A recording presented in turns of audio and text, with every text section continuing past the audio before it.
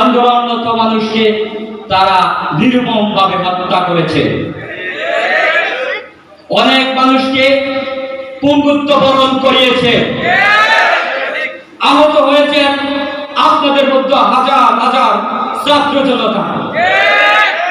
সেই আওয়ামী লীগ আজও বাংলাদেশ থেকে বিতাড়িত করা হয়নি, নিষিদ্ধ করা হয়নি, তাদের বিচার সুনিশ্চিত করা হয়নি। সম্মানিত শহীদ, আজকে আমি কোনো বক্তব্য দিতে আসিনি, আমি এসেছি একটি ঘোষণা দেওয়ার জন্য।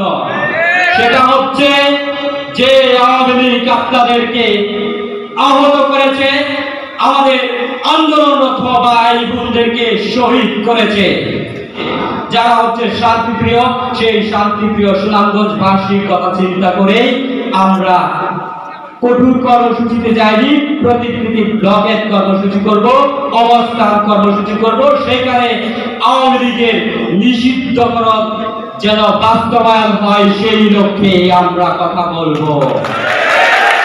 সম্মানিত সুধীর, আজকে আমরা আপনাদেরকে আশ্বস্ত করতে চাই, আপনাদের উপর আবার যদি কোনো ফ্যাসিজম কায়েম করতে চাই, কোনো দল, কোনো মত নির্বিশেষে, তাহলে আমরা ঐক্যবদ্ধভাবে যেভাবে জুলাই অভ্যুত্থান করেছি সেইভাবে আমরা রুখে দেব সেই ফ্যাসিজমকে।